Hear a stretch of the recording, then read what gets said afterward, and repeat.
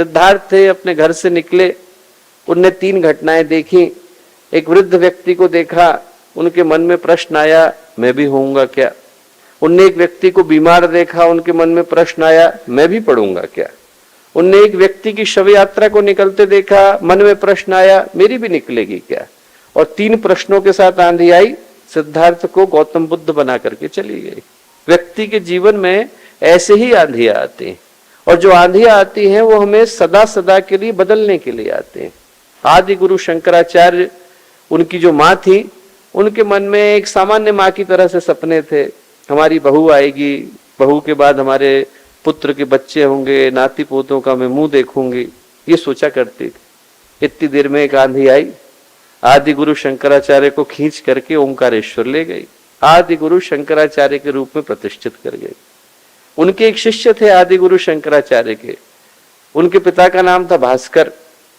6 साल का बालक, 6 साल की अवस्था में उसने एक शब्द नहीं बोला था, किसी से बात नहीं करता था, किसी से कुछ कहता नहीं था। पिता को, माता को, दोनों को बड़ा दुख।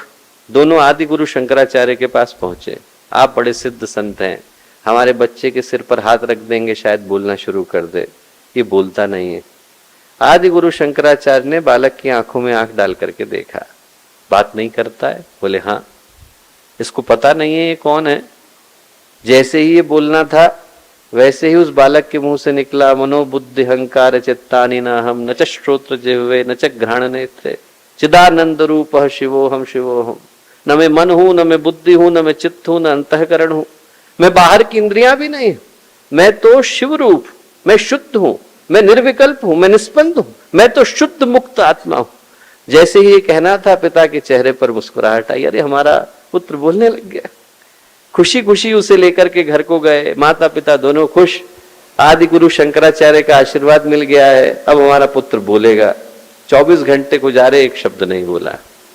दोबारा से लेकर के आए, कल आपके सामने तो संस्कृत का स्तोत्र बोल रहा था, अब हमारे सामने तो कुछ भी नहीं बोल रहा है, एक बार फिर से सिर पर हाथ फेरिए।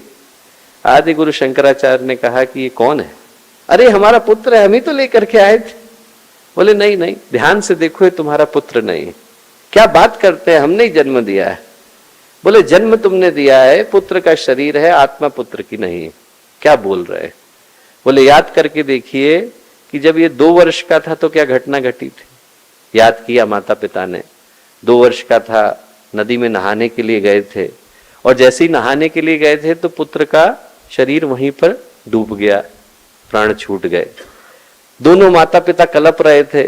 कलपते कलपते एक योगी के पास गए, वो वहीं ध्यान में बैठे थे, उनके चरणों में पुत्र का शरीर रख दिया। क्या पता आशीर्वाद मिले, और आशीर्वाद मिलने से पुत्र के अंदर जीवन आ जाए।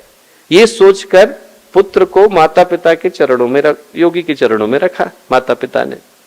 थोड़ी देर में पुत्र की सांसें चलने लगी, खुश खुश घर को लौटे। आदि गुरु शंकराचार्य बोले कहानी का एक पक्ष आप लोग जानते हो, कहानी का दूसरा पक्ष क्या है।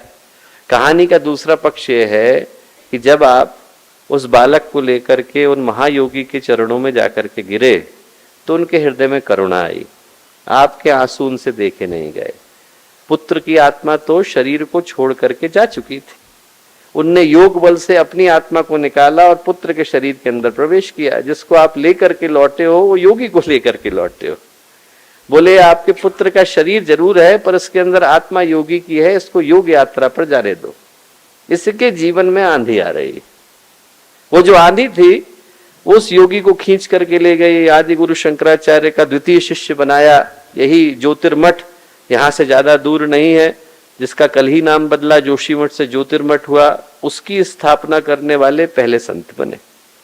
ऐसे ही हमारे जीवन में आंधी आती है दोस्तों। हमारे YouTube चैनल शांति कुंज वीडियो गायत्री परिवार को सब्सक्राइब करें एवं बेल आइकन जरूर दबाएं ताकि गायत्री परिवार की विभिन्न गतिविधियों की जानकारी आपको मिलती रहे।